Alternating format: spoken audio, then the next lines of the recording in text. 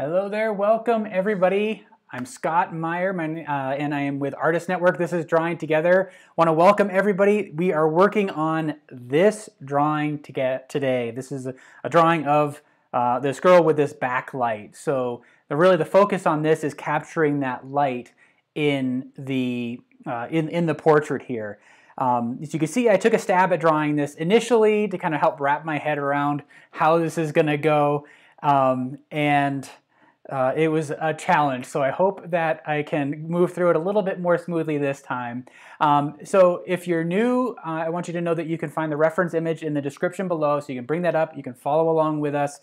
Today I am just using some of these Derwent Onyx pencils. I have a medium and a dark. If you have an ebony pencil, if you have a 6B, 8B graphite pencil, I think you're going to get pretty close. Or actually for this assignment, or for this the project, working in charcoal will work just fine. Really any other medium, give it a shot. That's kind of what we're here to do, is kind of find our own way through these drawings. I love to see where everybody is viewing from, so shout out where you're viewing from. And if you are, again, if you're new, I welcome any and all suggestions and observations as I go. As you know, for those of you who've been with us for a while, portraits are a little bit more challenging for me, and that's why I like to do them here, so that I can get better at them, and hopefully we can all learn together. So be patient and kind as I work through this. But welcome everybody. It's great to see so many familiar names, everybody viewing from around the world.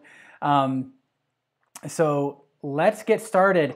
This is, the big difference with this one here is it is a vertical format. So this is an 8x10 sheet of paper that I have here. I've cropped off a little bit, so you might not be seeing quite everything in the drawing, but I'm going to have really the bulk of the drawing kind of centered in here. And you can see in the reference image right below me that the image is also cropped, but it is vertical. I think it works really well for this, this subject here. So let's just get to it. I chose to work in graphite for this for a reason. I wanted to challenge myself to try to capture that sense of light in graphite. My initial reaction to this would be that this would be great on toned paper, using some white pastel to kind of capture that nice halo of light there, and automatically starting with the toned ground.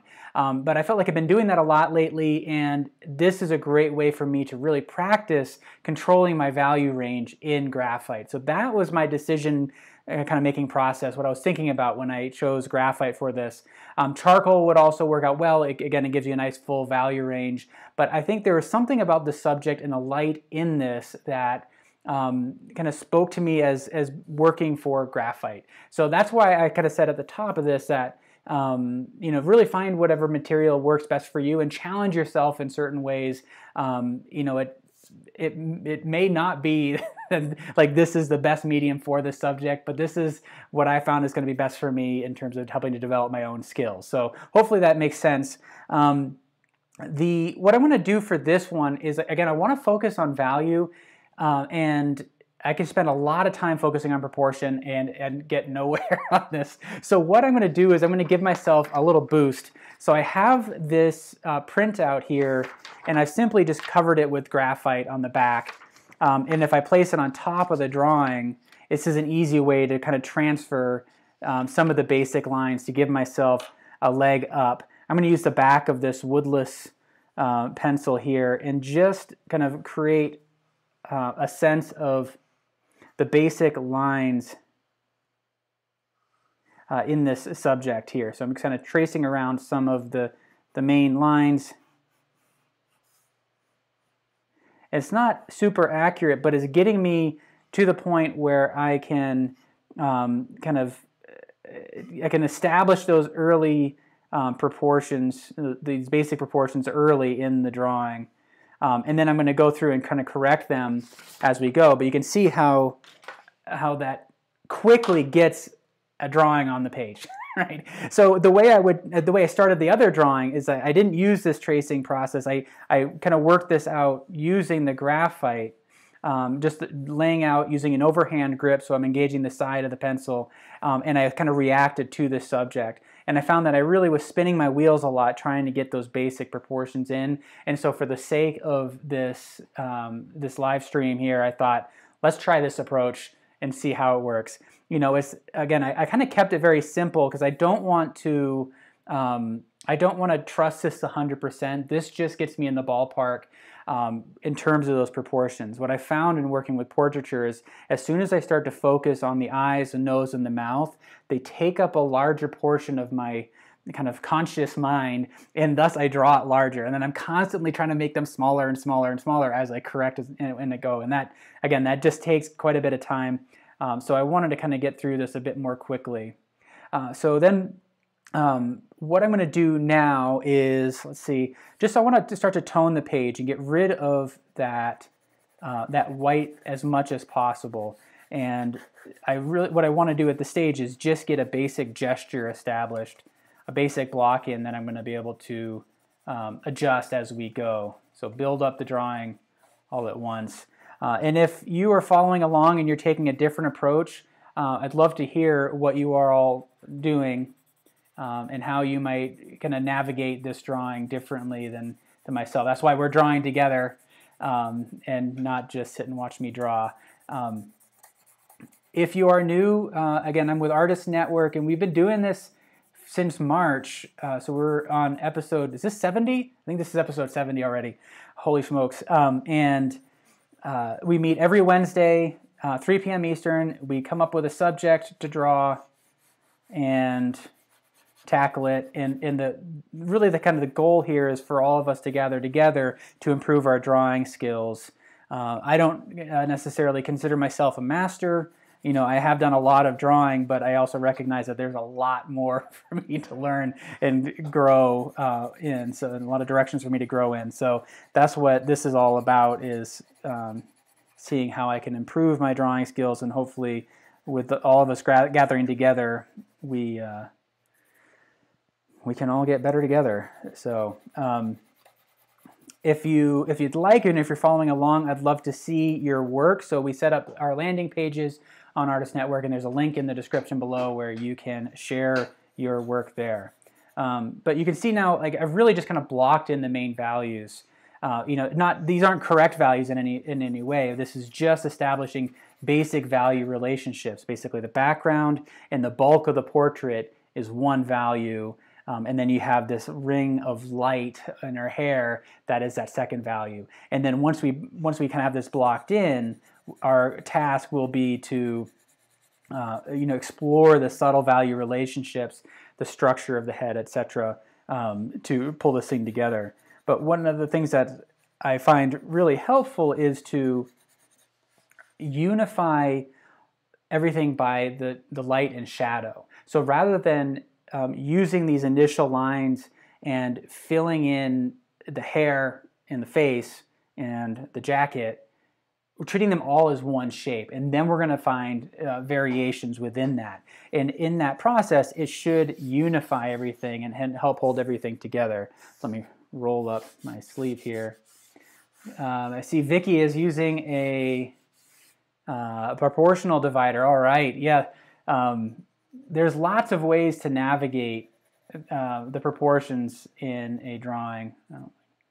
And this is just one way. One of the other things I've done before is I use my laptop as a light box. So I bring up the image, or on a monitor, I'll have the image I'm working on, and I can hold my paper up onto it and physically trace through it. And that seems to work out pretty well. To me, I don't consider any of that kind of cheating. You know, if they're all tools, it all depends on is really what your objective is in the drawing. And so you've seen me in past portraits really struggle with getting the correct proportions because my goal was to improve that skill. In this case, I'm kind of offloading the thinking about those proportions and instead focusing on really that sense of light. So now I need to kind of establish some of these proportions again. I kind of lost some of it, so I'm looking for those lines.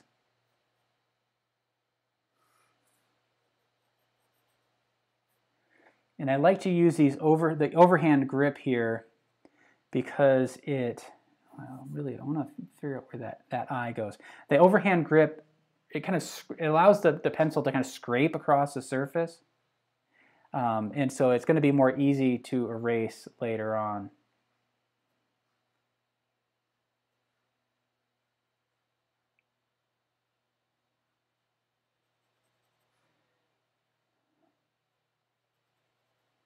All right, so I want to make sure that I don't lose too much of the basic features here.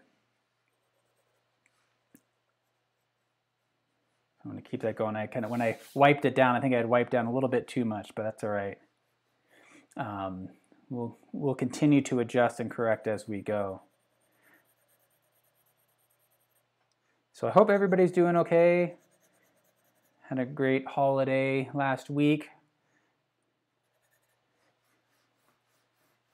I saw some fantastic landscapes. We worked on a landscape last week, and so saw some really beautiful ones. Everybody really doing a great job controlling the values and creating a sense of atmospheric perspective. So I do want to take a quick break to shout out to everybody and check to see if there's any questions. All right, welcome back, everybody. Heather, looks like you've been out for a while. Good to see you back. San Antonio from Quebec, we've got people viewing from. Pueblo West, huh? All right. California, Puerto Rico. It sounds like there's a football game going on. I don't know. I see some comments about it. I haven't been paying attention. So, okay. Back at it, I think, what do I need to do now? I think I found myself kind of getting sucked into this, and one of the reasons I wanted to kind of break away and address some of the comments was because I could find myself kind of mentally becoming focused on the features, and I need to kind of delay that gratification a little bit. And focus on really setting the stage for them. So I have them largely kind of mapped out now, but I want to not think about that. So I'm kind of forcing myself away from that and looking at basic shapes. When I'm looking at the reference, I have it up here on the left. I'm blurring my vision. I'm looking at it through kind of this blurred focus. So that I just see large shapes rather than trying to identify specific features and elements. This is really an exercise in abstraction, trying to see basic shapes and values. And I don't want to get caught up in any details like drawing the hair specifically or the features. And as I kind of build up these values, I have to remind myself to continually roll the pencil, and that keeps this rounded out. You can see I used a razor blade to really kind of carve this back, so I get the side of the pencil really kind of activated. And as I work on that background, this is really just using the weight of the pencil, so building up lots and lots of layers rather than really going right for, say, a dark value. And as I'm doing that, I'm trying to pay attention to what marks are appearing, if there's any sort of kind of direction to the marks that is appearing. One of the things I should have done, I think, is put a sheet of paper behind this. There's some of the tooth of this drawing board underneath is showing up, but that's all right. I can incorporate that texture, I think.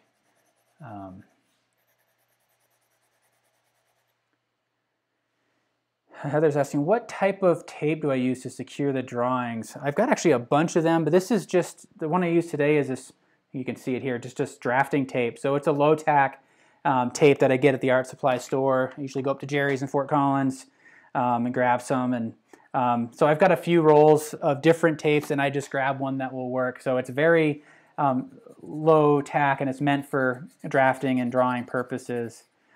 So that's what I use to tape it down. And now I do that for the purposes of this show. When I'm drawing on my own, I do not tape my drawing down because I do like to rotate it under my hands and kind of orient it properly. But for the purposes of this live stream, I have it taped down so then you all don't get kind of seasick from from watching it kind of twist and turn.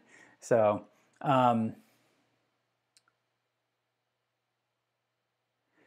Mary's asking, any suggestions for quickly getting the basic proportions on the page without tracing? I think you want to start with the big proportions and then gradually break them up. So for me, when I made my first attempt at this, I kind of established this kind of the neckline first at a little bit above a third of the way, not quite halfway, but just below that from the bottom of the page, and then establish the top of the head here. And so comparing those two together, it's essentially a one-to-one relationship is what I observed. So from the bottom to right where the jacket kind of intersects with that jawline, that's one measurement, and you can carry that pretty much to the top of the head as well. So I can kind of block that in there.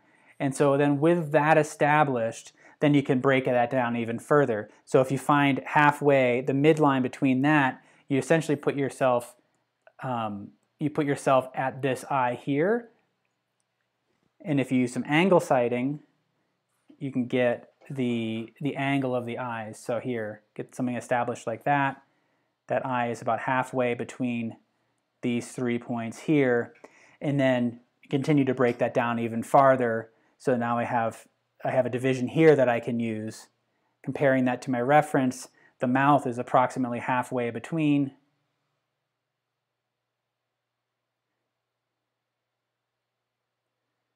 Maybe a little bit higher. And then continue to divide it from there. So that's kind of the process that I use.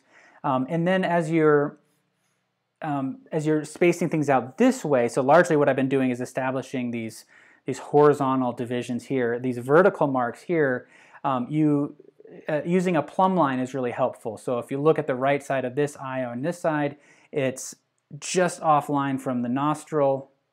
So, and then you can carry that line right through, and it intersects the corner of the mouth here. So you can create a plumb line that runs almost right through those three key features: the right side of the eye, the left nostril, and then the left kind of the corner of the mouth. They're just kind of just to the left or the right of that plumb line there. And if you use your pencil as a guide, that can help you to observe that specific relationship. And then measuring this way, let's see, what is that basic proportion? That's right. This dimension here, so again, from that intersection point, from the shoulder and the jawline to the top, that creates a proportion, and that's essentially equivalent to the width of the head, within that light side here. So it makes essentially a circle, a perfect circle there. And that helps to establish the dimension of the width. So those are some of the things that I was thinking about. I want to kind of move this thing along, but if there are any other kind of proportions that you'd like me to help detail and kind of clarify, just let me know. Oh, Jerry's, there you are. Just seeing you there. Yep, I'd like to go get my tape from the store.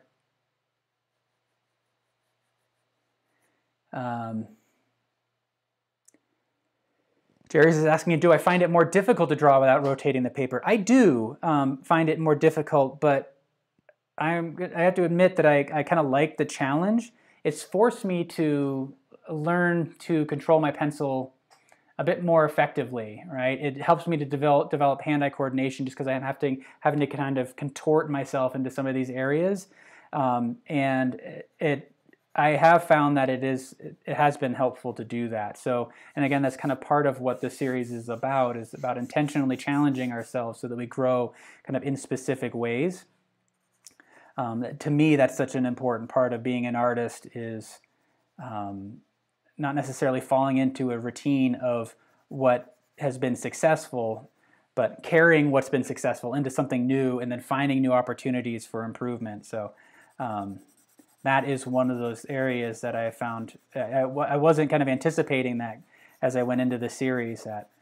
But drawing with the paper taped down has forced me to develop a greater control over the materials. So I'm kind of intentionally keeping this line fuzzy, and the way I'm kind of visualizing it in my mind as I'm working is trying to think about these forms kind of working up to, like from the inside out to the outer edges, and then from the background in to the edge of the hair. And as we progress through the drawing, we'll gradually make that intersection more specific. So rather than thinking about it as a line drawing that we're filling in, we're thinking about really shape.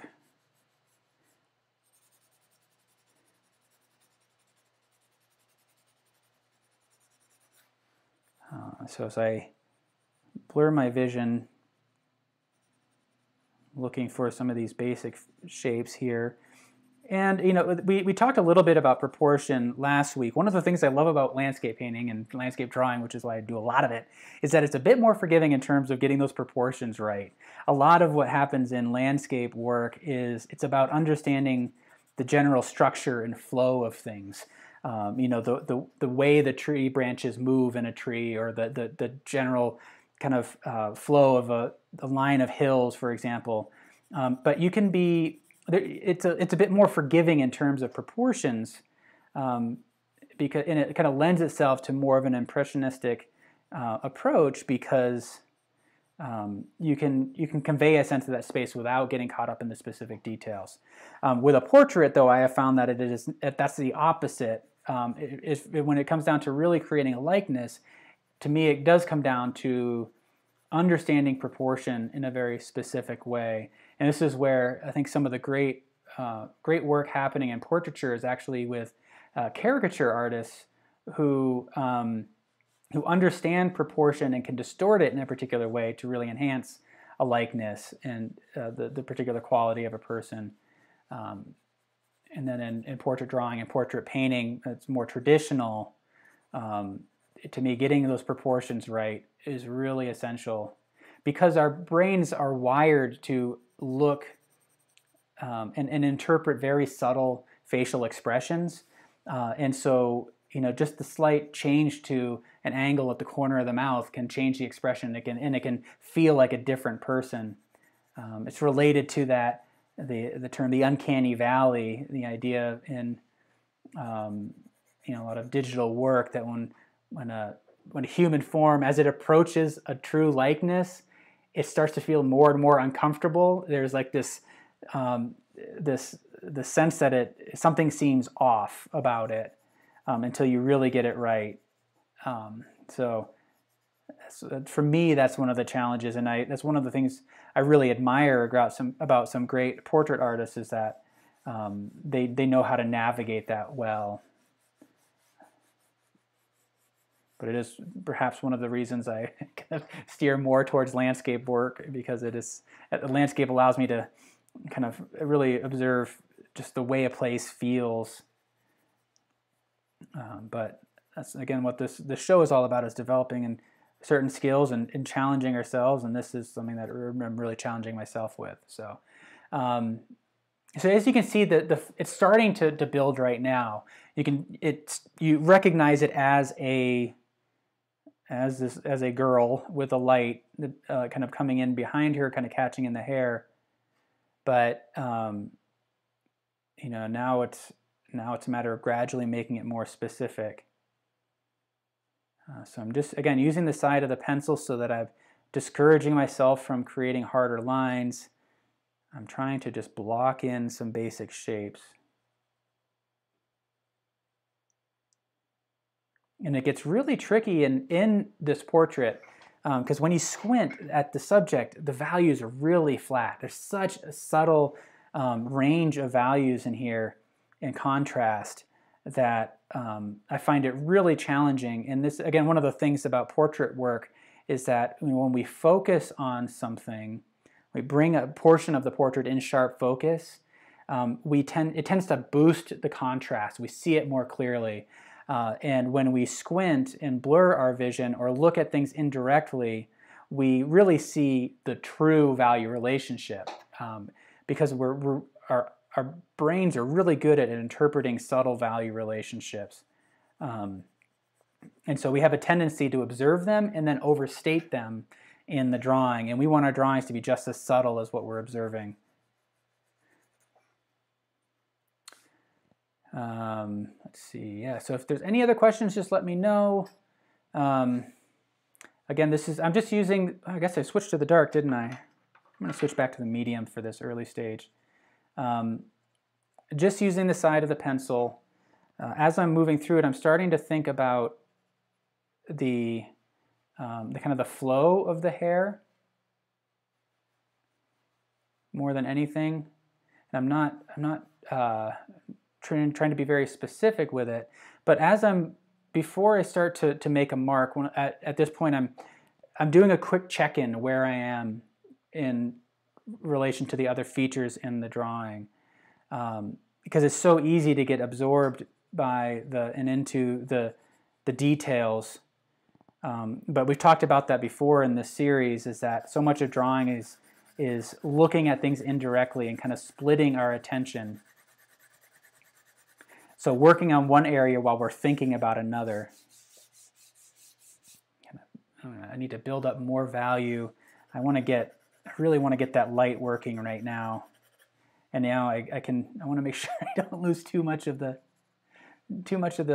proportions here.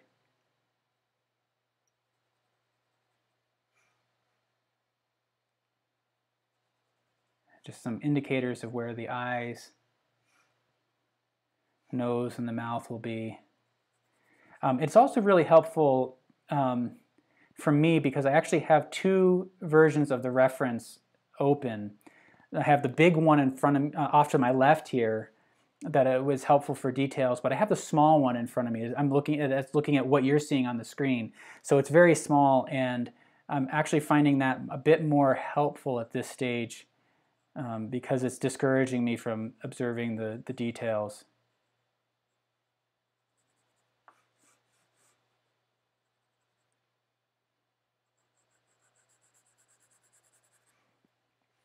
But I do want to continue to build up value.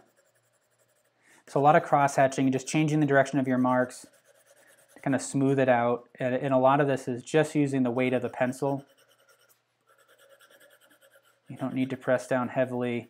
That's one of the things that I've heard from some of you as you're posting in the on Artist Network is just how to get rid of the direction of the marks in that background, and if there's any tips to that, because it's really easy to lay down these marks in the background and they don't blend together very well. That happens quite a bit. And so if that's something you're struggling with, my only suggestion is it's all about kind of touch and being sensitive to the touch of it. So just using the weight of the pencil as much as possible. And then also really trying to get a feel for where the pressure is on each mark that you're making. And I try to put this pressure in towards the kind of the center of each mark, so I'm not like pushing in and making a kind of a burr at the end of each mark. That if anything, there's greater pressure at the center of each stroke. Let's see. And then just continuing to build it up, like I'd like to smooth it down. You can see how my palm's getting now nice and covered in graphite. But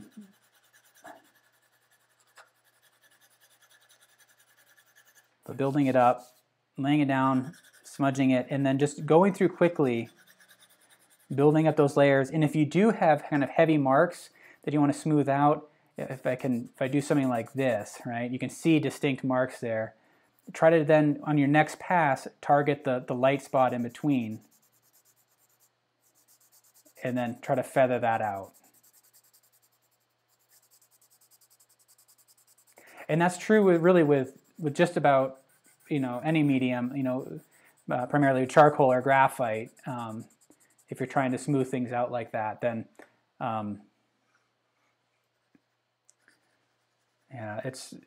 the more passes you take, you make them quick, and light and do lots of them. I can't count how many I've done now in that background, and I'm gradually building that up as we go.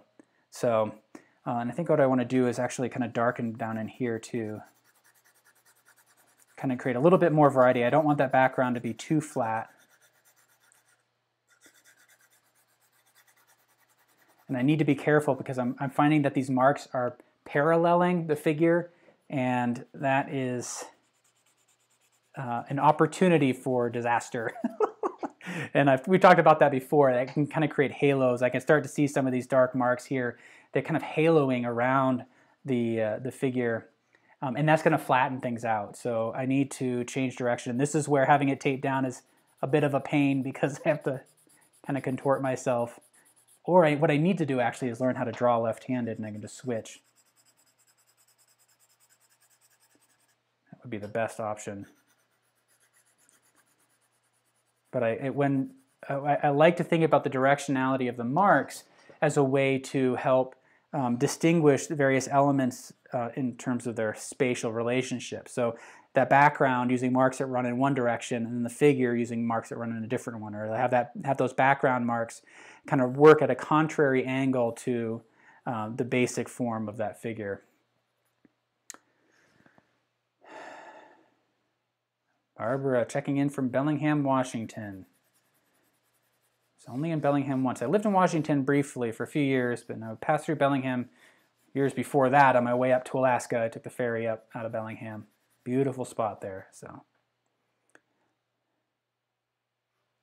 Sue is saying, noticing the angle of the chin. Thank you for pointing that out. I think I can start to work on these features now that I have the basic value relationships established. I think I do want to get things a little bit darker in here. If I squint, there seems to be a kind of a shadow core kind of right in here. Even though she has light hair, it gets fairly dark, and then gets even darker on the jacket. But I think we're almost to the point where I can start to really focus on the features. We're moving through it pretty quickly, actually, more quickly than I had anticipated. It's the advantage to tracing, tracing the basic proportions at the beginning.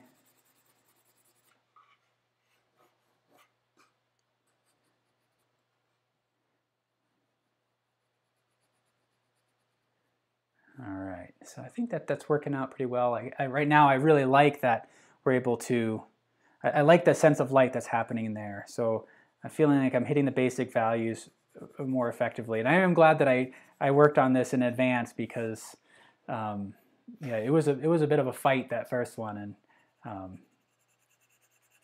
this will advance more quickly. So I want to put that out there so that you are all being kind to yourselves.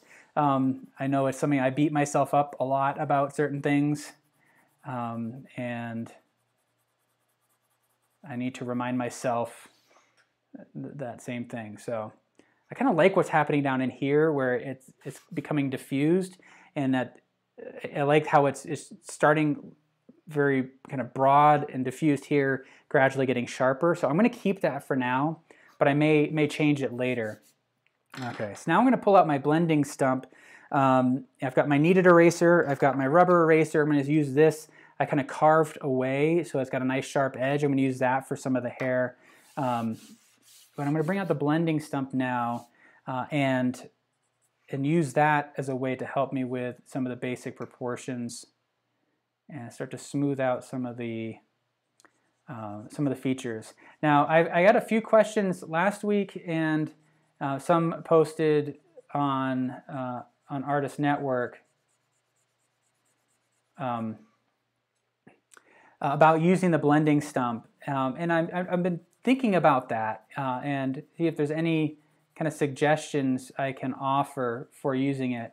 But in general, I like to use the side of it versus the tip, which is just like with the pencil. I like to use the side as much as possible, and then I use an overhand grip that allows me to work very broadly, and it's just using the weight of the material initially.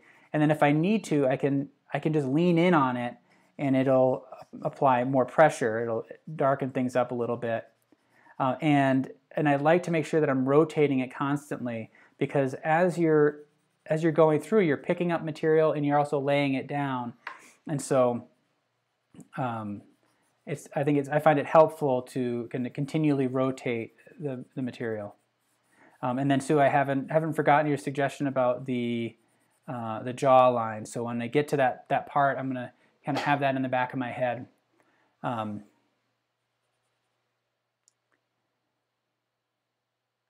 And I also think it's important to think think about the blending stump just like any other drawing tool, and the way I like to think about it is it's a great tool for making shapes. It's a little more tricky in terms of thinking about line. So when I'm working with it, that's kind of where my head is at. Is I'm trying to think about how to block in shapes simply.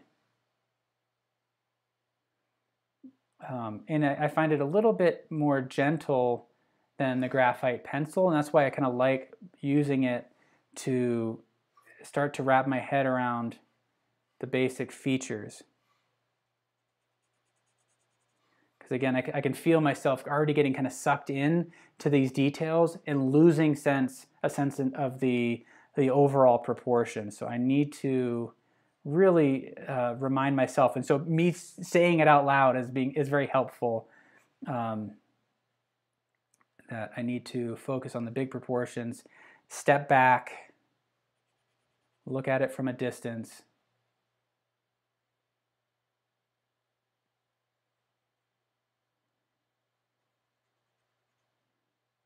and I want it to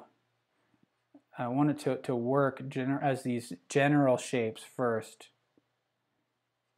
One of the things I've also found really helpful when working in portraiture is to try as much as I can to pay attention to the spaces between the features.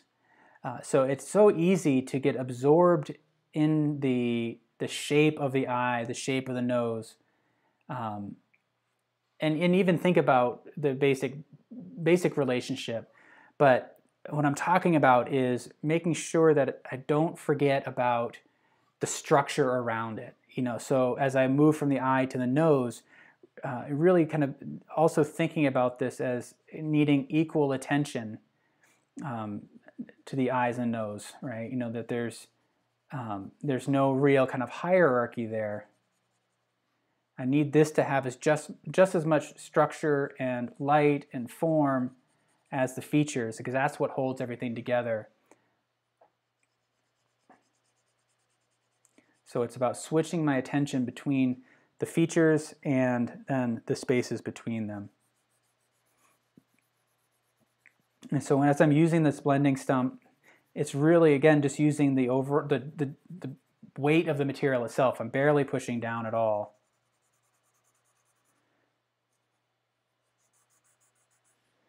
And that's also, it's helping to smooth things out. But I've mentioned that in this before, is that it's, no matter what tool you have, it's an opportunity to refine the form. So even though this tool is designed to really kind of just smooth out your marks, I'm taking this as an opportunity to make statements about the proportions, about the structure.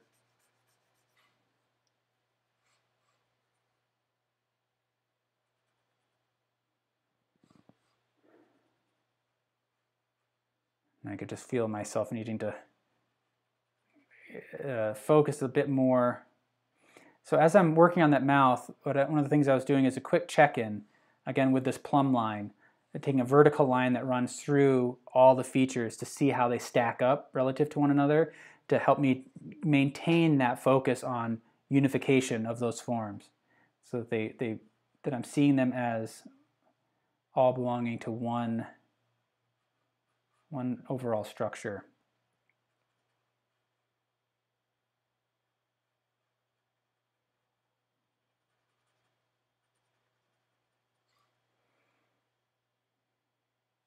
And so you can see it's getting a little bit darker. I'm able to make these darker marks there because just by pushing down a little bit harder.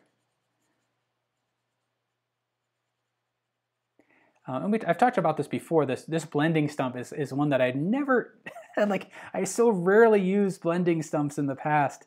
I had this natural aversion to them. Because I think because I felt they were too kind of persnickety. I felt like I was fussing with it too much, fussing with the drawing. But it was because my mindset wasn't very clear. Once I realized that it's an opportunity to really make statements about the forms in a drawing, and it really changed. All right, there's a little kind of a dark blot there, so I'm just going to kind of pick up some material with a kneaded eraser. That was really just to kind of smooth things out. There are a few little dark spots that kind of giving me trouble, so I'm just kind of tapping it up and then smoothing it out. So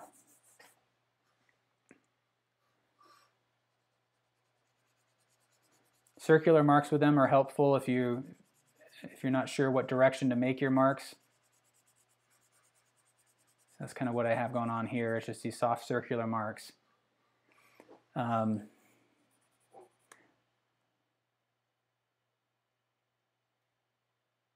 Heather is saying that I love the ghost image slowly coming through. I never seem to be able to do that and step away from line. It's a good observation, and I hope that it's just giving you some food for thought rather than saying it's one way is better than the other. This is just generally what works for me, because I find that when I work from a line drawing and then filling it in, it's hard to really keep everything unified. It just feels like everything just falls apart. And so that's kind of my thinking here. But I know that there are some great artists that that work that way, and they can make sure everything stays unified through the use of an initial line drawing. So I know it can be done. It's just one of those things that this is the process I've developed, and I should probably challenge myself in that. So I should do a drawing as part of the series where I start with the fully kind of rendered line and then fill it in and see how that works out. Okay, let's see. So now I can kind of go through, and I'm feeling fairly confident in the proportions, and I just recognized that I said I'm feeling very confident in the proportions, and it came out as a question, so it sounded like a question. I don't really know if I'm confident. I think I am, but this is where I get tripped up in portraiture all the time. As I sit with it, I can see that my mind is always kind of adjusting, kind of calibrating to it, and I step away, and what I thought was working well no longer looks good. I realize that there's just glaring flaws, like one eye is higher than the other, things like that. And so I need to kind of clear my head. I need to work on something else. So I'm going to work on this hair.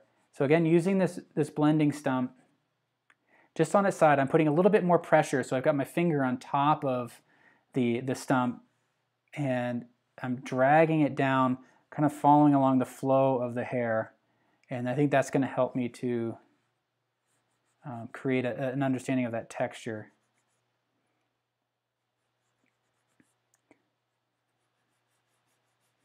So as I'm working in these areas, I'm trying to think about where I am in the whole portrait. And rather than try to match the drawing one-to-one, I'm just trying to think of what general direction is that hair flowing in? What is kind of happening in that area? And allowing it to kind of emerge organically on the page.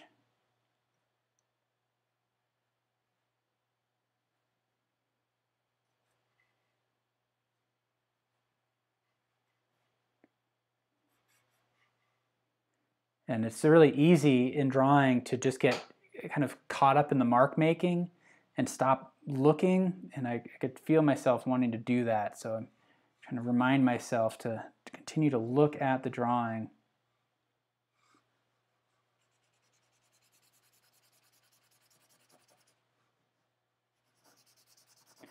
We'll tackle that hair a little bit later.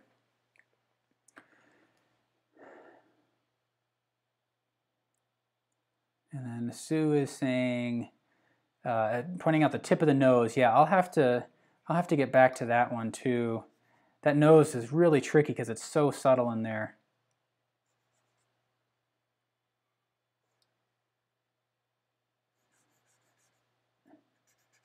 I have to boost the contrast in the drawing as well. I think a lot of this area is going to get darker and darker as we go.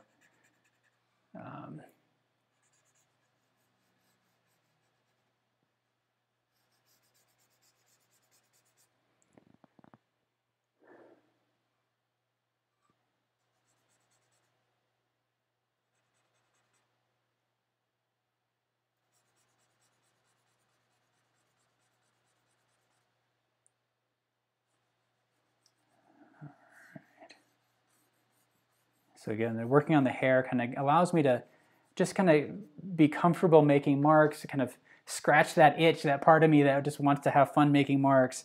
And it clears my thinking a little bit, clears my head before I get back into working on those, working on the features there. But I know I'm going to have to really have to focus on that coming up. And I'm kind of a little nervous right now, so I realize I am stalling.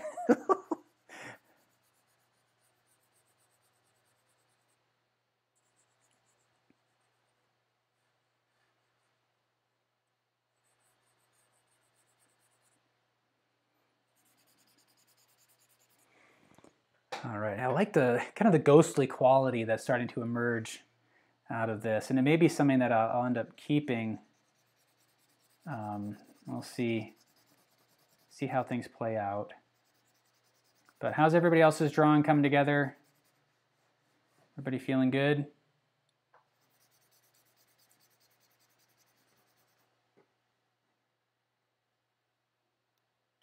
Joy is saying, my young girl looks too old. Do I need to start over?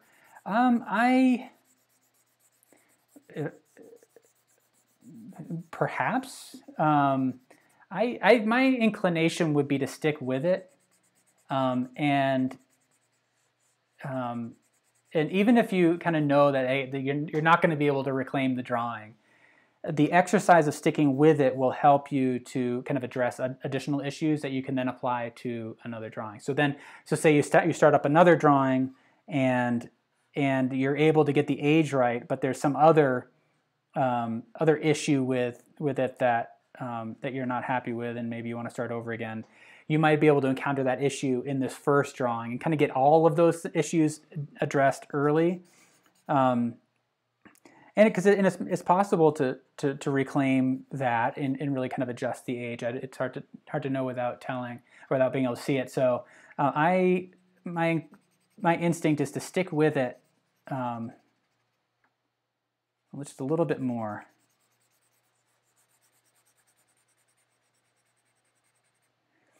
All right, so what I'm going to do is I want to set the stage for the features here. So I'm feeling pretty good about the overall proportions, although the general jawline is still too hard.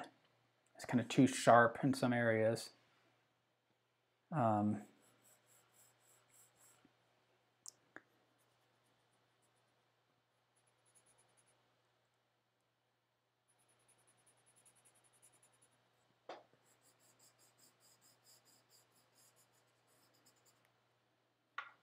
Need to bring that up a little bit. This jawline was really kind of sagging down, and I lost that angle.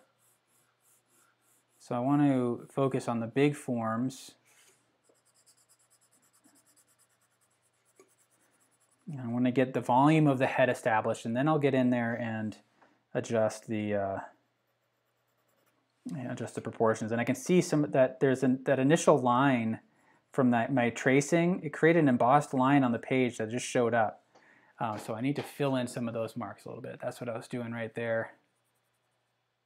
It's one of the drawbacks to that tracing method is as it does emboss the page, which can be problematic.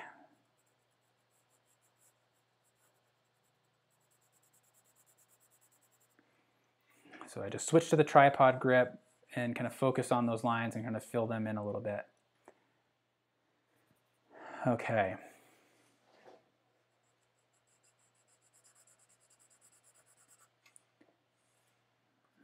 To make that a bit more specific, I'm gonna come back to this. What I want to do is now look at this kind of transition area.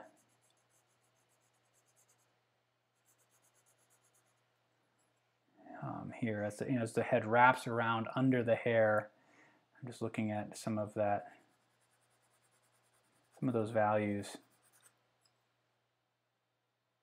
Is that initial line?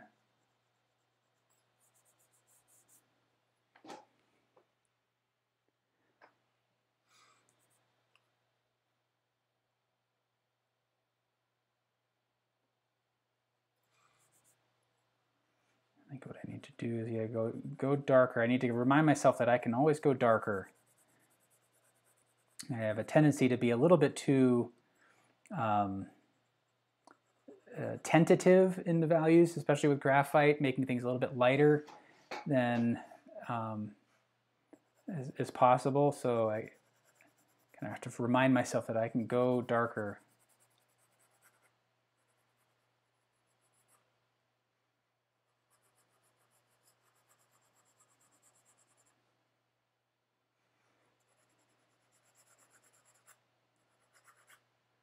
So I'm just kind of focusing on kind of that edge there, and it's starting to create some volume.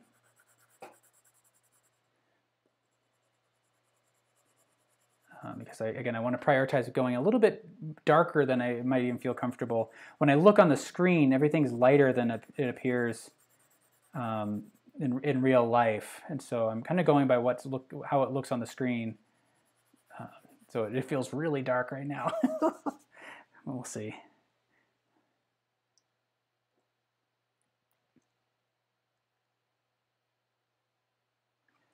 All right. Just checking out the comments. Thank you for all the kind comments. Aaron is asking what kind of sharpener do I use. I just use a razor blade for this, but then I also have a kind of a hand cranked pencil sharpener when I need to. So, but in general, I like to just use a razor blade, because then I draw with the side of the pencil so much. I find that I don't often need to sharpen a pencil.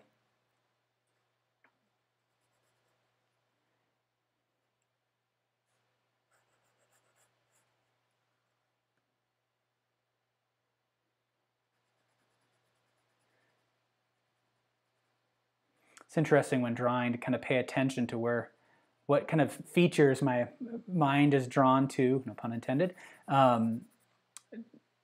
and what things kind of stand out. And there's some features that and elements that I don't pay attention to at all, and then I get towards the end of the drawing and realize I completely missed something.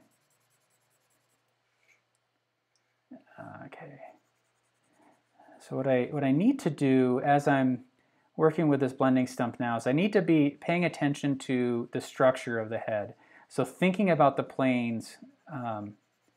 So as I'm looking at the forehead, for example, there's it's not a flat wall. There's this front portion that might be generally flat, but then it kind of angles here, and it starts to curve, and then it curves around even more as it goes back to the head. And I know some artists that will really build a portrait on those planes. I've never had much luck at doing that, kind of establishing those planes early and then kind of filling them in. But I think it is helpful to be thinking about that. So now I'm also observing some light that's striking this head. And rather than bringing out an eraser and pulling off some of the highlights in here, I want to go darker in the areas around it.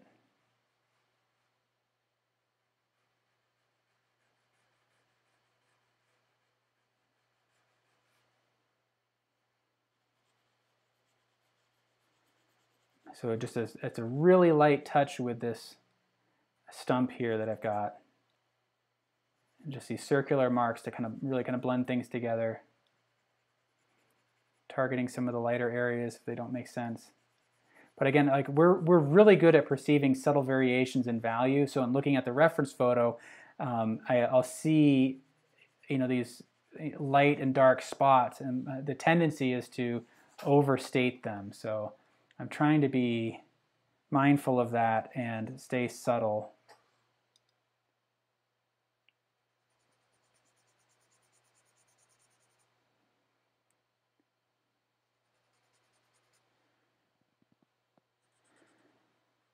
And then we're going to gradually add some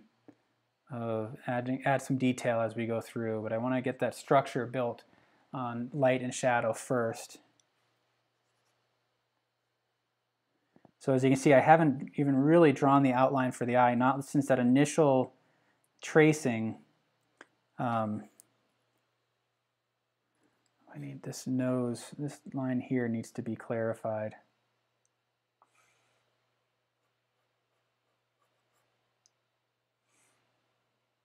So I want to look really at this spot right here. I find it helpful to actually look at the negative space, look at the shape of the cheek as it in that shape that it forms against the nose, as much as I'm looking at the shape of the nose itself.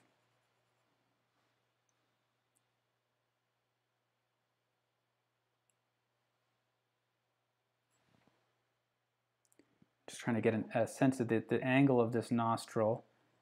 And then that shape.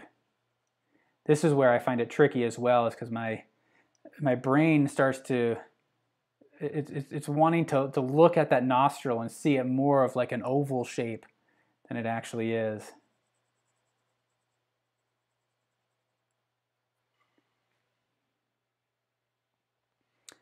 All right, and then there's a light here on the tip of the nose. I think I do want to erase that out so I can visualize it a bit more clearly. So I'm just kind of pinching the kneaded eraser to a little point. And there's that little bit of light, and now I can come in and kind of darken that. So I'm using these circular marks here to really kind of smooth this out. It's such a small area on the drawing that I don't want the tooth of the paper to play a significant role. And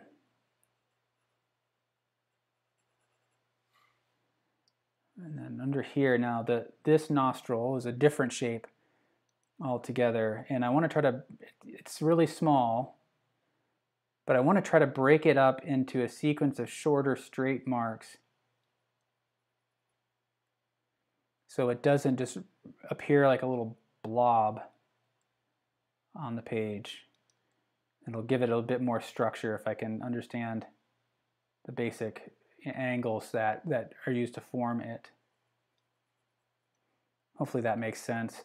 You know, if I'm talking about anything and you're curious and I'm not explaining it very well, let me know.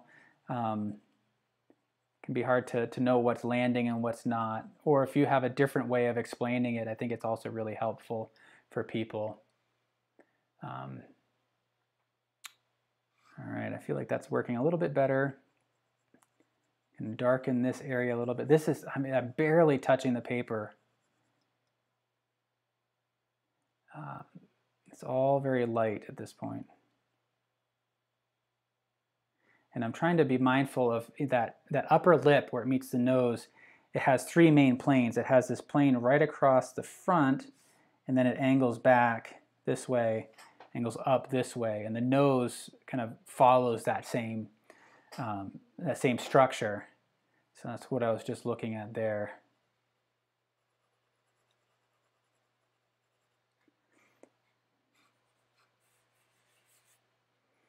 All right.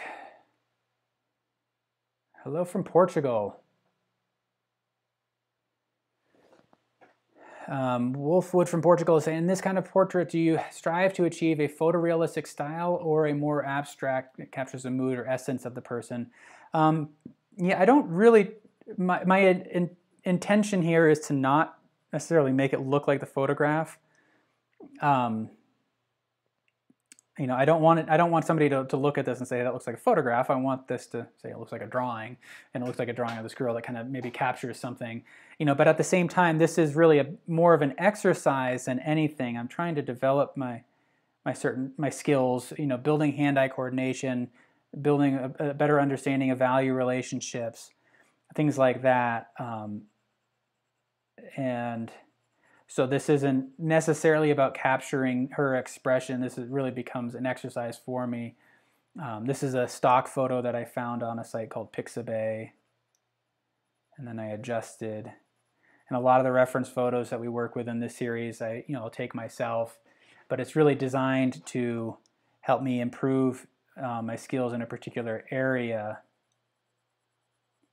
rather than make kind of finished works that I'll hang up somewhere for a particular audience. And so another things that I find helpful too is that I'm trying to think about the structure of the eye socket, and not getting bogged down in the features at this point. I'm trying to get a sense for how the structure of the socket is formed more than anything. So there's a little bit of reflected light. So rather than using an eraser to lift that light out, I'm darkening in the space around it. Because I know the darker I go in the portrait, it's only going to serve to make that light in her hair even more bright, and more dynamic.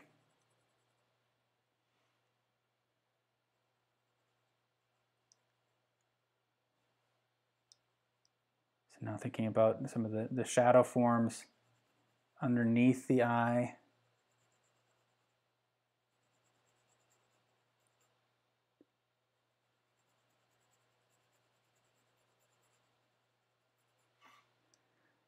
And then I'm going to kind of move back here, and now I'm trying to think about that transition between them.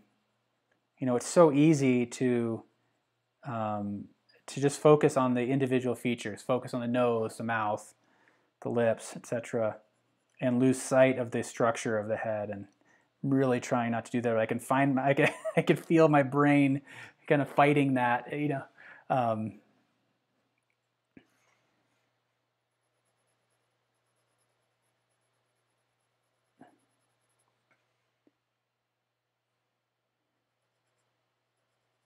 So as I'm coming back to this nose, I'm observing some of the subtle shapes that form the side of the nose.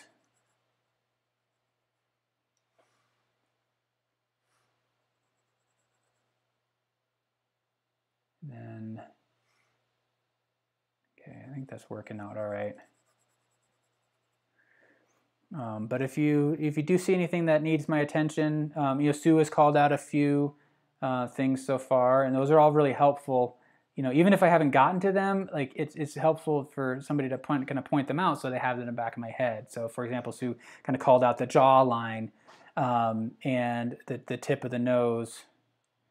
And so, even though I wasn't necessarily addressing it at that point, it helped me to have that being held in my mind. So if there is something that stands out, and it's also helpful to other people who are drawing along, maybe helpful for yourself to see, hey, where are the areas that you find yourself challenged by?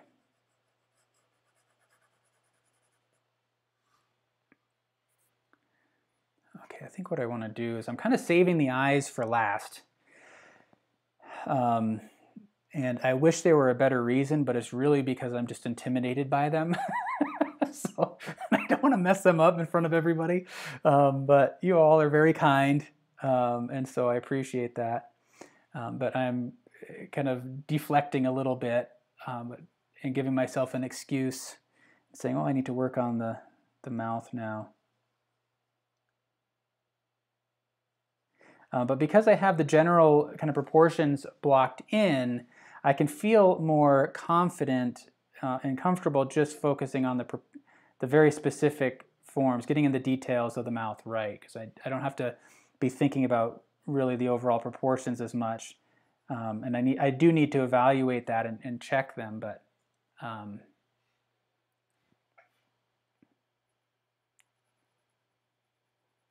it's a different thought process, a different part of the brain, it feels like, to work on the detail. So as I'm working on the lip here, for example, it's just taking up all of my thought process, and that tendency then is to make it larger than it actually is. We lose sense of the overall scale and the relationships between things. I mean, that's the nature of focus, right? Is that we shut everything else down so that we can focus on, you know, our chosen subject.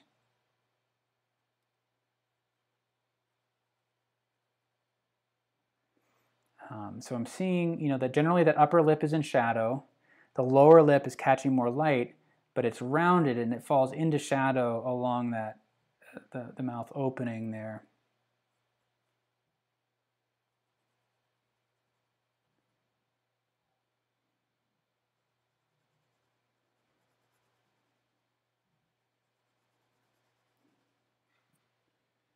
All right, so there's a slight, I think I need my eraser, but there's a slight sense of light.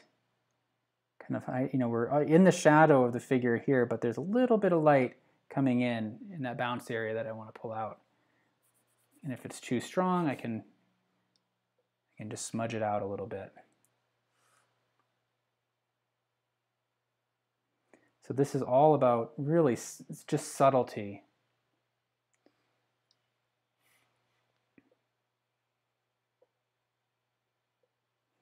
And then the thing about the lower lip, you know, you can see kind of clearly in hers is, you know, there's no real hard line on that lower lip. We can see, you know, a change in color there, but there's a tendency to overstate that line. So just be really sensitive in this area, because otherwise, if we outline the lips, it can really flatten things out.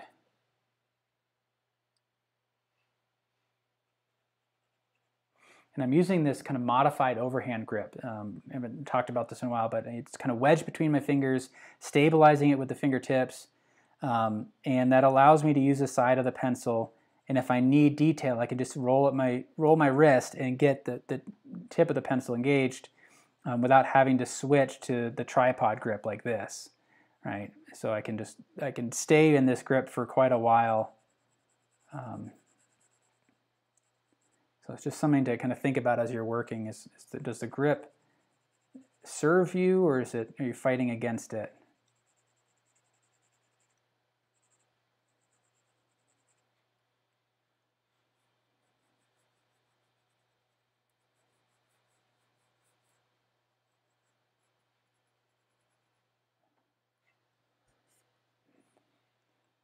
All right, everybody else, I know some of you have mentioned that you're struggling with the getting the age right.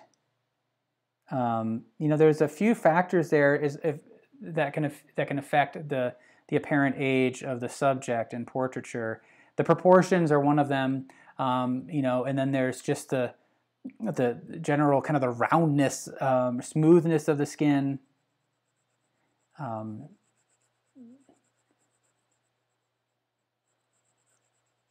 But I think in general, kind of fall back on the proportions, and kind of try to see them as abstractly as possible. You know, just look at basic proportions, basic shapes, and then trust that.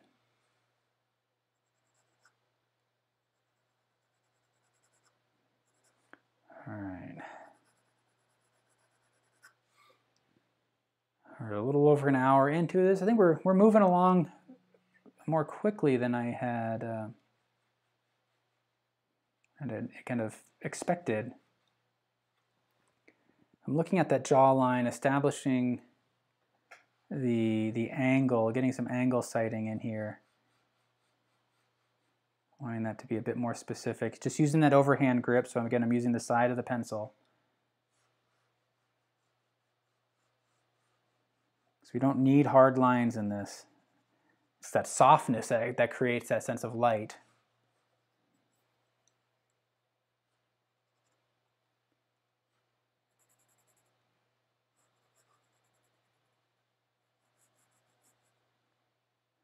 There's this dark spot in here. What I need to do is orient myself a little bit.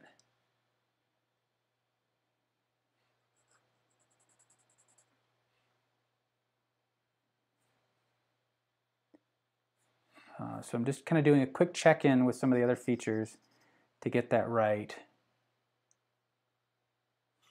And then it almost kind of carries up through here to this dark spot here. Do a check-in there.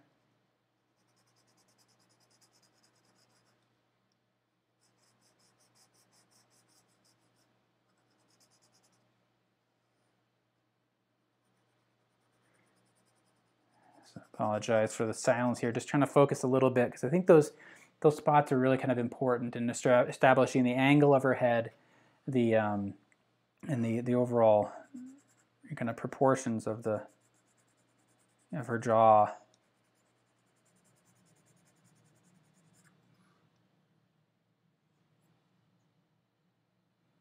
And then we'll have to go back in and make that a bit more specific in a bit.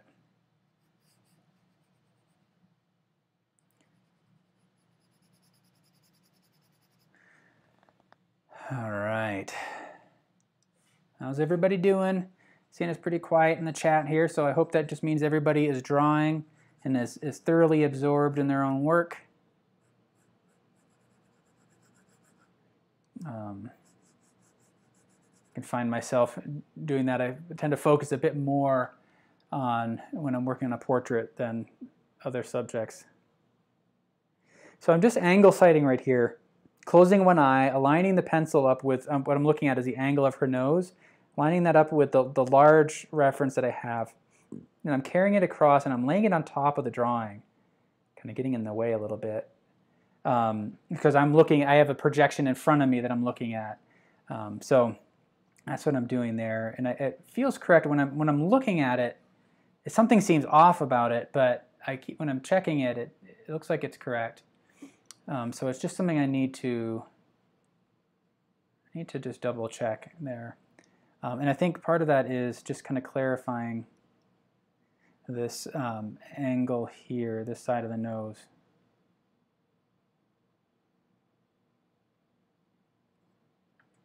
All right, that might be helpful there. Okay, so now what do I want to do? I'll work on this eye here.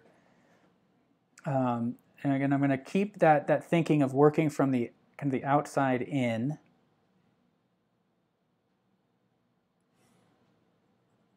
And gradually becoming more specific. I'll place that corner. I'm going to try to visualize that iris and pupil.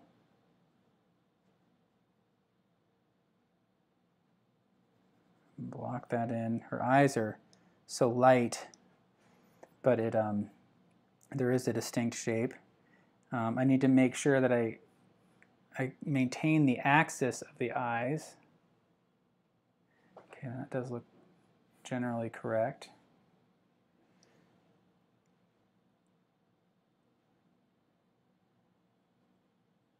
And I can look at the overall shape. So I'm going to start by establishing kind of the outer parameters of them. Kind of work my way around. I'm going to try to avoid doing a kind of singular mark there, and then break it down into sequences of kind of shorter, straighter marks that will accumulate together to create that curve.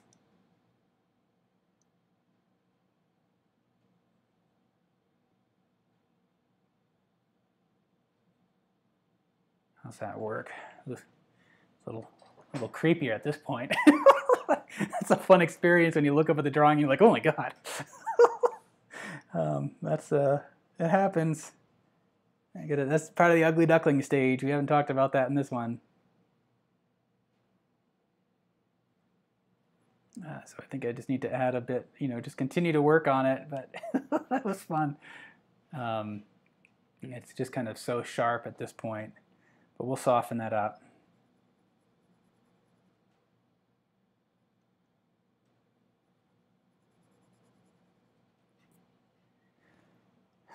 All right. What am I looking at? Okay, so I need to right now they're reading as kind of these dark lines, and I need them to read kind of as the lashes. So as I kind of have this path, I'm kind of creating these short kind of squiggle marks that follow generally in the line of the angle of the eyelashes.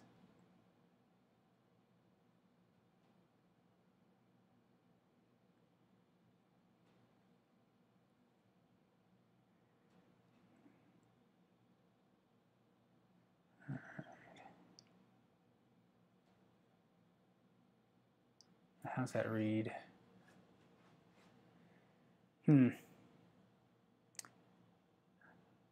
Oh, good. I'm glad, glad you're all concentrating. I am as well. It is helpful to be able to talk through it with you all. Okay, I need to. This is all very small. This is the challenge. I think a lesson for me here is, with this portrait, I think having a kind of a larger piece of paper would actually be more helpful. When I'm working on this 8x10, it's so small that any slight variation in this area can completely change the expression, change the features. It can look off.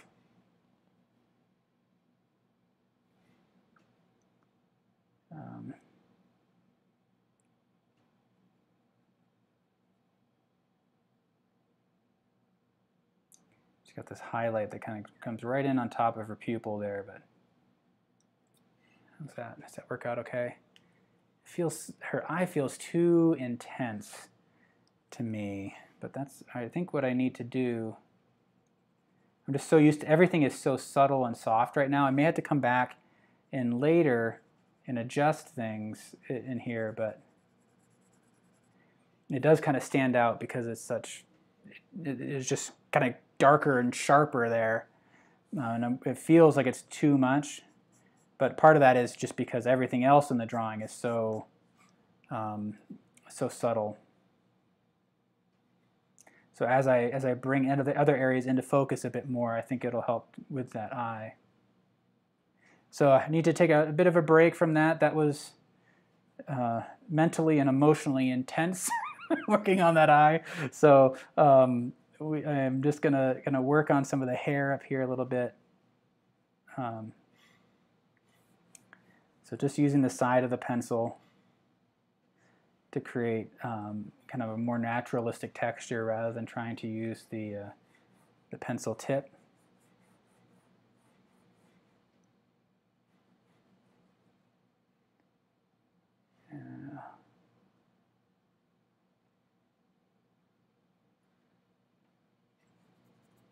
It's interesting. That got really dark on the camera. It's much darker on the screen than what I've seen right here because of the way the light is reflecting. So if you're working in graphite, that's just something to be kind of aware of as well. As it's a more reflective material than others, and so it may be influenced by your lighting conditions.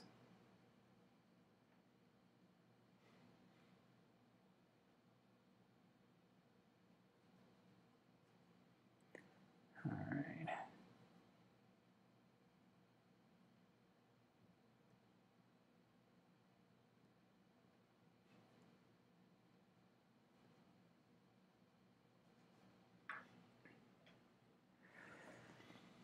Now here, her eye is looking really kind of creepy that this one's not finished. So I need to get onto that one now. All right. So let's do that. So I've got my angle. How does that work?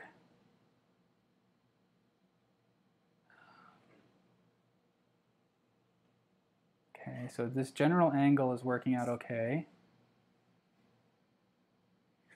And I need to place the corner of the eye properly.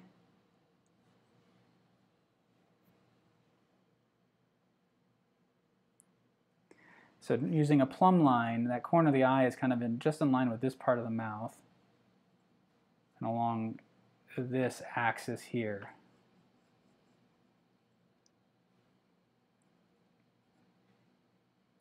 And the eyes are, really tricky again because they're so important for us as humans to look at the eyes. we have a tendency to make them larger than they need to be because that equates to our understanding of them as being valuable, to see a person's eyes. So I need to really kind of check those proportions. And what I'm observing is that, the distance from here to here, the corner of the eye, from the corner of the eye to the other end of the eye, and from here to the hairline is roughly equivalent. They're almost identical dimensions. And so let me take that. If I take that dimension, that puts that corner of the eye here. So we get, let me see if that works. 1, 2, 3. All right, that's pretty much right on. Okay. And then within that, once I've kind of set that arena for the eye, I can start to fill that in. So starting with that iris, trying to place that, looking at the negative space there in the white of the eye. And I think I can lift up some of that. I've overstated that.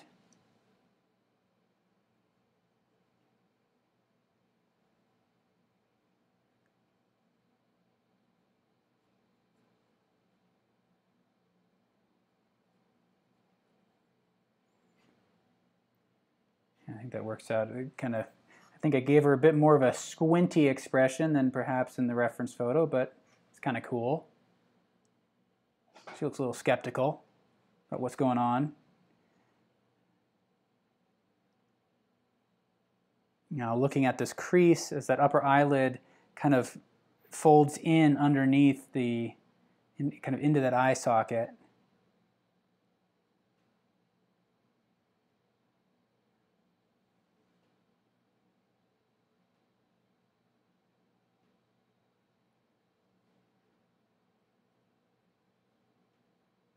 And then, let's see, yeah, then that lower eyelid, really kind of tricky there. I do need to actually drop this down just a little bit. It's so subtle in here, so play around with that. It takes some time to kind of work on just the subtle changes in angles in the eye, because it can completely change an expression. Just moving things a 32nd of an inch, for example. Using a thicker versus a thinner line can make all the difference in the world. So take your time and hit it more than once. So you might erase that eye down and try it again, then erase it down and try it again, and do it, as many times as you need to. To get it right. So there, I think that's working out all right. I do want to add a little bit more emphasis to that crease in there. The trick to that crease, though, is to make sure there's sufficient line variation. You don't want it to be a hard and consistent line. If it is, then it kind of reads as another eyebrow, and it can start to feel a little creepy. So speaking of eyebrows, I'm going to kind of drop some of those in here. So just using the side of the pencil, trying to think more about the overall flow, the direction of the hair and the eyebrow. Where does it end here? And it's all very subtle. You don't need to overstate the eyebrows there. And let me see, am I overstating them? I kind of feel like I might be. I might let it sit, and then I can always make it more subtle later. All right, and then there's this eyebrow here. It's hard to distinguish, the eyebrow, the hair itself from the shadow in that eye socket.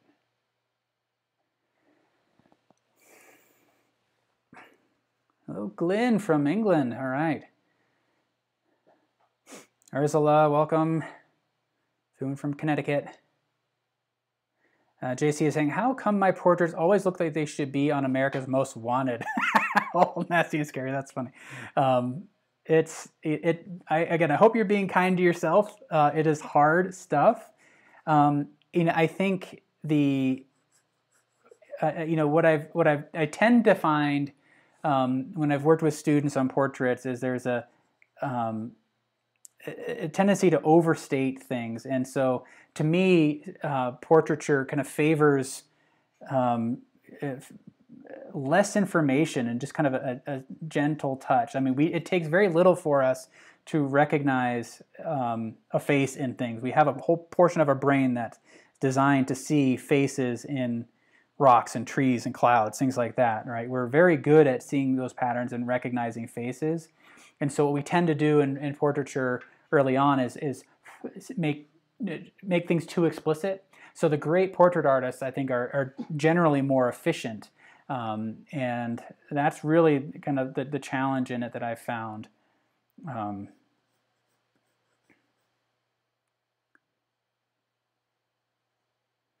All right, so as I'm thinking about the hair, again, I'm just using the side of the pencil, and if I roll it on my fingers, like I'm always encountering a kind of a new edge on the cylindrical kind of column in the center of the pencil there, the lead, and that has the ability to create some really fine lines. So you don't need the pencil tip to create the fine lines in the hair. And what I'm trying to do is more observe kind of hair locks than anything, and find areas where it's a little bit darker than others. Do some negative drawing. So right in here, there's kind of a dark spot that kind of tucks in underneath that hair in the front.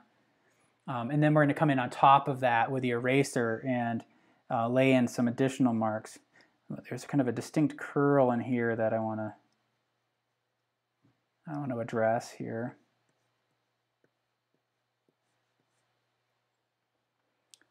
But I think there's a natural desire and a tendency to want to get in there with an overhand grip and draw like individual strands of hair. And I found that this overhand grip makes marks that read as fine hair, but are they feel also more naturally formed. So as I look under here, there's a bit of a sharper edge going right under her jaw there, and I want to make sure that that's sufficiently crisp. But I don't want it to read as a line. I want it to read like the hair is kind of falling into that shadow under there, kind of tucking in behind there. So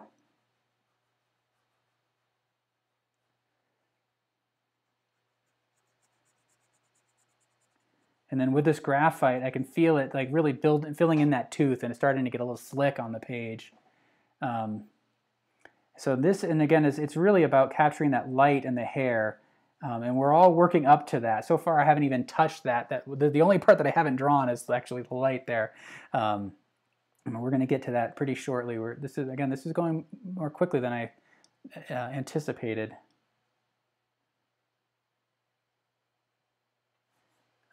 So just using this overhand grip to kind of start to lay in some of these locks of hair. Thinking more about the direction and the overall scale of the marks and really being specific and kind of replicating the photograph, 100%. So then when we come up here, there's this curl right in here that goes from kind of light, and then it hits this shadow right in here. And this is where if I didn't have the paper taped down, I would be rotating it. It's kind of tough to find those angles, but that's all right. So I'm kind of pushing and lifting, and then I'm pulling and dragging. So finding the kind of the center of that darker spot.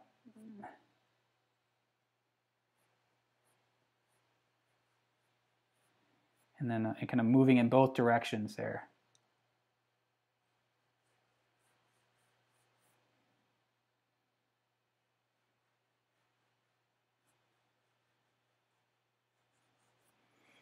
All right, I can feel you can see my my fingers getting all dirty too because I'm resting that on the paper to help stabilize it. So as I move into the light, I'm thinking about it kind of gradually kind of fading. So I'm not getting these hard marks. And then quickly getting dark as we fall in here. And this might need to establish the arm or jacket at this point. And I'm just going to use some overhand, really kind of quick gestural marks. I don't want to put too much detail in that jacket. I just need it to be darker. So I'll switch to the dark Onyx pencil. So I really love these pencils. I just started using them. You know, I've been using ebony pencils, and I do like ebony pencils, but I also switched to this Onyx, and I'm really digging them. It's just a nice feel to them.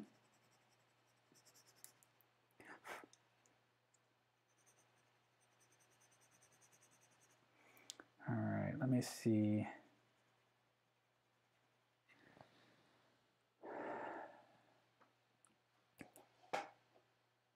Barbara is saying, is her left eye a little bit higher than her right? Let's see. Yes, it is. Good observation there. So what do I want to do? That's something that I do all the time.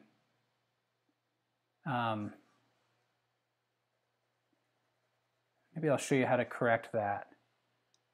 I'm going to move that eye down. You know what's funny about that is I did that in the preparatory one as well. I had to move it down a whole like half of an eye width. I had to bring down, and I did it again. So let me see if I can establish that angle.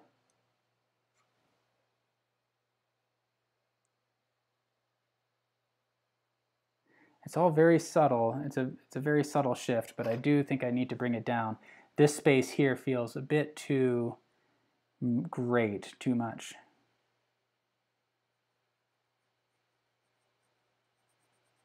So I'm just going to lower that down.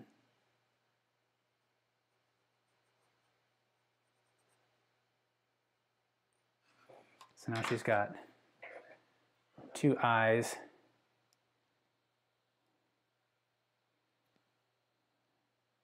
Heather's saying, what is the difference with the other pencils you're using in ebony or other graphite?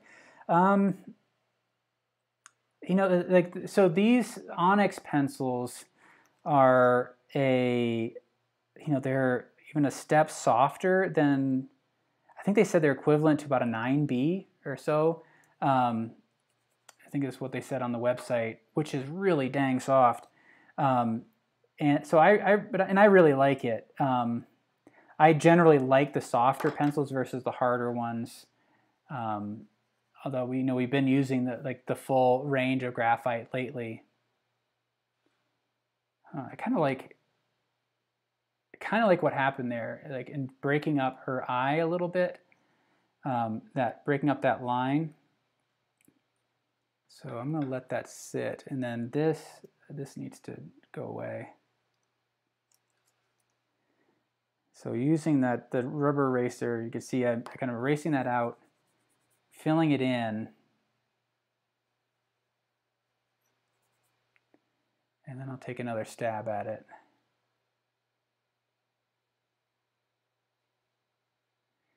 But you know, I think what I respond to in these Onyx pencils, getting back to your question, Heather, is there's just kind of a smooth quality to it versus a kind of a scratchy quality. And it's all very subtle. I mean, I think you can get really great drawing out of just about any material, but it is something that it responds to the paper really nicely, at least the way I use it. So.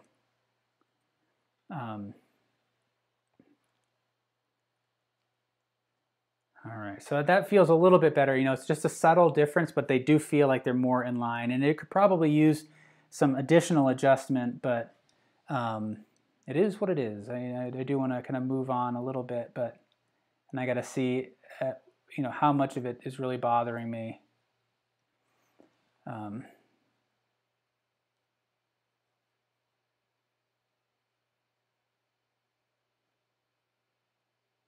And the thing with the eyelashes is make sure that they're not kind of evenly spaced stripes, especially the lower eyelids. They tend to clump together into kind of like these triangular forms. And you can see it on the left eyelid, or her right eye, the eye on the left of this reference photo. They kind of clump together a little bit more, and they're more erratic. So, but there's a natural tendency to want to create evenly spaced marks there. So just kind of try to avoid that.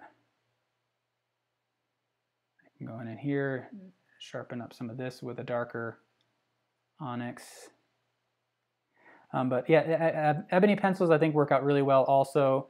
You know, there's just also a subtly different tone. You know, some are more silvery than others. You know, some are warmer, some are cooler, some are kind of more metallic, and a lot of it just kind of goes comes down to like what you really like. I like the tone of this. The quality of that silvery gray is really nice. And it may be one of those things that only you as the artist really observe, and perhaps it's a placebo thing where just imagining it, but I like to believe it's not, and that there is something to that. I know that's true with charcoal for sure. There's a quality in the temperature that can really be noticeable between different types of charcoal.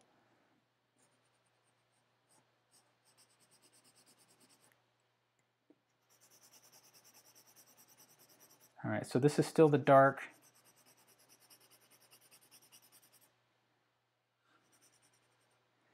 And then there's a little bit of light, you know, kind of striking the edge of the jacket. So I want to do some negative drawing in here and just kind of rough in the shadow shapes and let some of those areas read as light.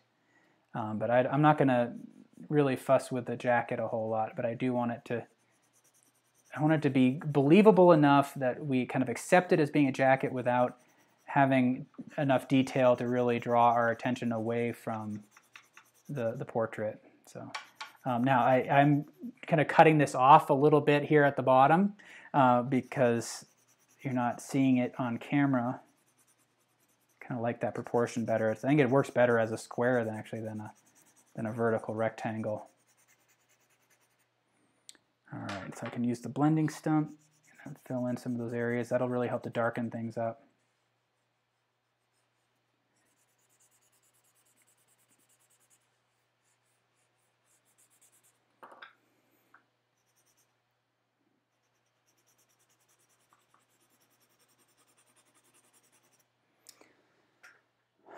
All right, soften some of that. What do I need to do? I'm going to switch to this slightly harder Onyx. Again, this is really soft. I think this is going to be equivalent to like an 8 or 9B graphite, so it's still very dark, but it's a little bit harder than the dark one that I just had. And then as I'm doing this, it's kind of a rocking motion. I'm just kind of scooping as I do that, and that helps to create these really fine lines that don't have these kind of abrupt ends. And that's why I kind of like this technique for, you know, capturing the hair. So what I'm trying to do is look for the areas of shadow. So she's got these kind of waves in this lock here in the front that come in and out of shadow and light. They alternate. And so I'm thinking about the shadow forms now.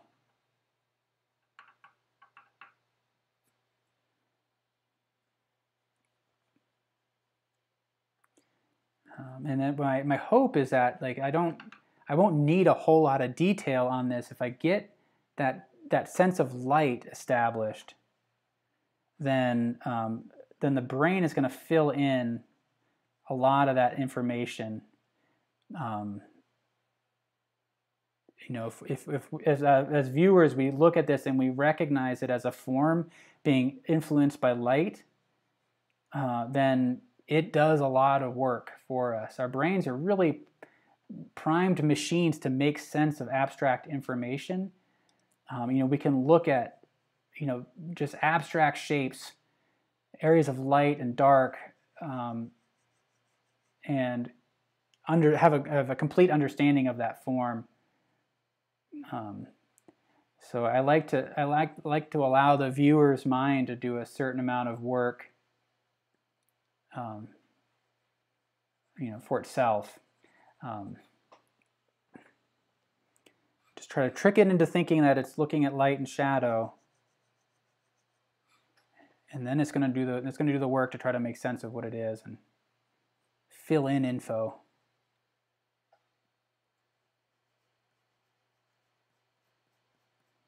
Yeah, it is a little tricky to kind of contort my hands around in some of these areas, but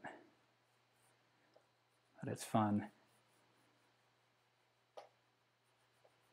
Yes, detail is a really kind of a funny thing because it's really exciting to capture all that detail in drawing and painting for a lot of people.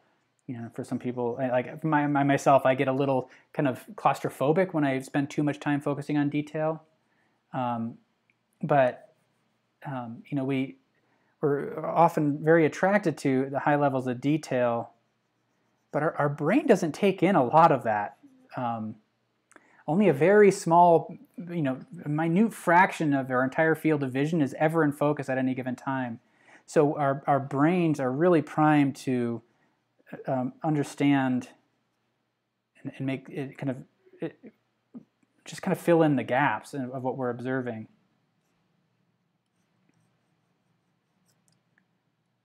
And so I like to, in art, I like, using the power of suggestion to engage the viewer's mind, kind of stimulates those senses, and it makes it exciting. Gives something for the viewer's brain to kind of chew on and solve, like a problem to solve. All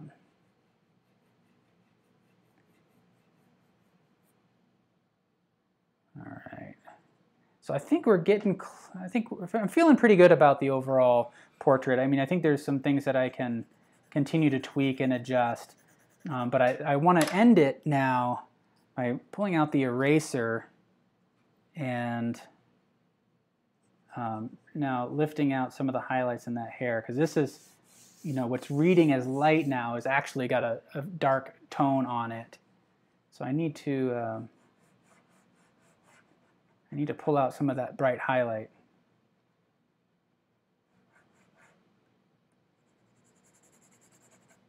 So I've got the slim eraser that I took a razor blade and I just cut of this kind of beveled edge. And I'll start here at the top and just kind of suggest it. So I'm not going right up to an edge, like I'm bringing in some of these highlights a little bit in from the edge.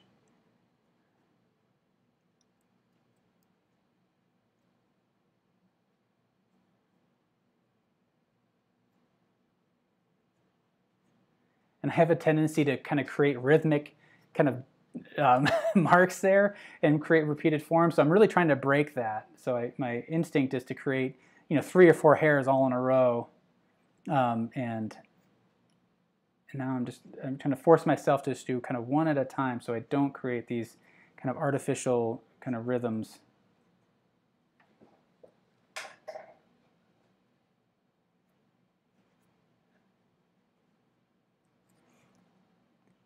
So I'm really just kind of thinking about negative drawing here.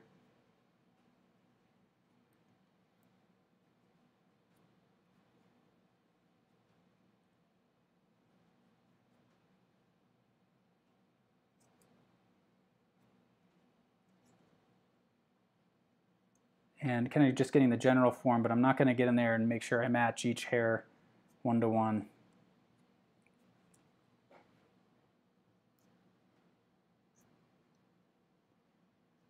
How's everybody else doing? You following along?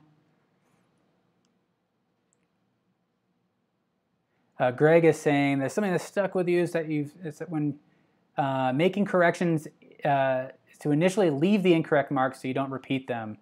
I'm glad to hear that it helped you. Yeah, that's something that I like to do a lot. So as you saw with the eye, leave the old one and then fix it. Because what was happening to me is I would have an incorrect mark, I'd erase it down, and I do the same mark again. And then now I have kind of 2 attempts, and my muscle memory is kind of built up, and my instinct is to want to do that same mark again. And so by leaving the old one in there, it kind of forced me to kind of make sure that I actually correct the mistake and don't just keep repeating it. So that's really intense on this side.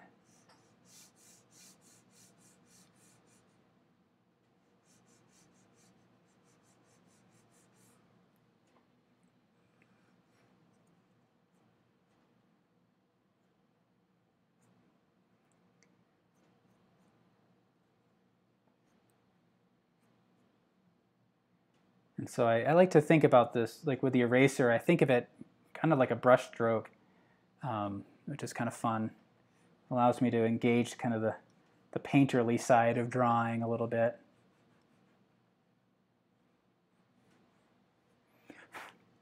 All right, what do we think? How's that reading?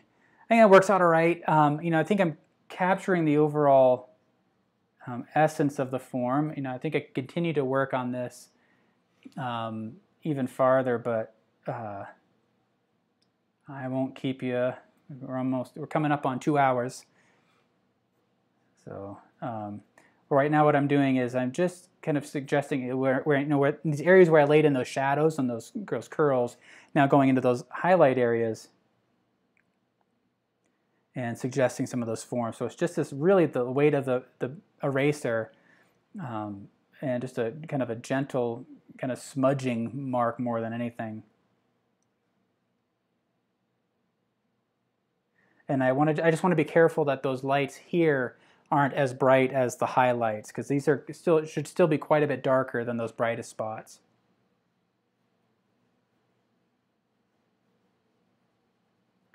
So I'm just using the eraser really as a tool to kind of create these fine blended lines. So I'm just using the weight of the eraser itself more as a blending tool than anything, and that helps to establish some of that texture in the hair.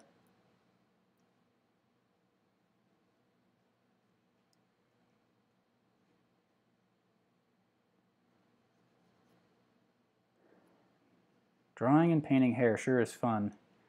I've never really been actually very good at painting hair, but I don't do a lot of portrait painting. But you see some really great artists that can simulate hair beautifully.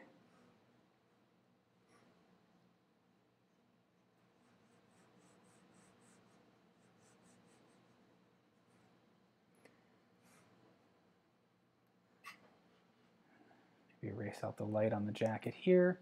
Just a little light catching that. Phew! I don't know about you guys, but I feel pretty wiped from this one. This was a lot of focus. So I think I'm about ready to call it quits. So just a reminder to everybody that we meet every Wednesday, 3 p.m. Eastern. Thursdays we have painting together with Gigi Chen. And so next week, next week we're working on this. I drew this piece of pie because that's been on my mind ever since Thanksgiving, and as we're coming into the holiday season, pie will happen, and so I had kind of a desire to draw it. So that's what we're working on next week. We're working on the still life, and we've got we got quite a few scheduled coming up. So again, we meet every Wednesday, 3 p.m. Eastern. Join us and draw along. I'd love to see your drawings, so follow the link in the description below. You can land on the show page where you can share your drawings with us. I'd love to see how this turned out. And tell us a little bit about yourself and how the drawing went. And yeah, so I really appreciate it. Thank you for all the kind comments and some of the corrections there. But I want to kind of come into some of these questions here. Barbara saying, finding it hard to get the eyes correct. Yeah, again, it's all very subtle and very small. I mean, we're looking at something that's only an inch wide. And so being off by just the tiniest fraction can make a big difference in the overall expression. So again, be kind to yourself. I'm trying to be kind to myself. So Barb is saying, you have a lovely drawing of a 20-year-old. What have I done wrong? Are the children's measurements different than adults? Yeah, the children's proportions are going to be different. Child's proportions are going to be different. But really, it's the same principle. And I try not to approach really drawing any subject differently. Like, it's the same set of decisions that you're making. But it does come down to the proportions, is my understanding. Just the scale of the eyes, the nose, etc. And then just the sharpness of the edges. Generally, children's features tend to be more rounded. And so, but I think if, it just comes down to practice. So keep going. And it sounds like you're able to find, kind of be in touch with what could be off on it. And then just through practice, you'll be able to get there. Monica, thanks for your comments about how the drawing has come out. Michelle is saying, I wonder if a part 2 would be good. Perhaps. I think, maybe what I'll do is, if I do continue to work on this, I don't know as if I would take it actually much farther. Let's see, how did I do on this one? This is the first one. The proportion, her proportions are more off on this one. I don't know as if I would actually take it much farther naturally. Because really from here on out, it's about adding kind of the finer details, and that's where I start to get a little, like I said, claustrophobic. I just like to make sure I get the bulk of the drawing established, get that sense of light and shadow, and hopefully it feels finished. To whatever degree, but I think there's a difference between it feeling finished and it having detail. And so when I find myself, if I'm just kind of fussing, then I kind of call it quits. I say I'm done. I'm just kind of picking away at it right now and not really contributing to the overall drawing. So I want to make sure that when I'm making marks that they have some sort of intention to them. And so right now I'm just kind of picking away. They're not really changing the drawing a whole lot. So. Paul, thank you, saying there's a significant improvement over the first attempt. I appreciate that. Aaron is saying, it seems like the slight eye change made her look younger. Potentially, yeah. Again, it's all very subtle in that, so it's very possible that, that it can change. Glad you all enjoyed it. I'm just hanging out to see if there's any additional comments. Greg is saying the prep drawing does look like an older subject. Yeah, and in the original one, I think she just kind of squished. I didn't spend as much time on the proportions as I should have, and it kind of came back to bite me.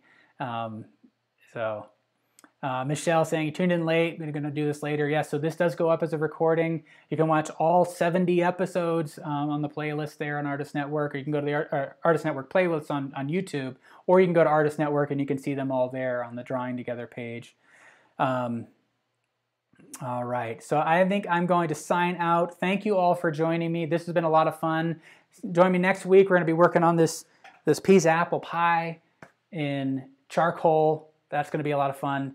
I've been working on graphite for a while, so I'm excited to get back into that charcoal with y'all. So thank you all, and I will see you then. Have a great weekend.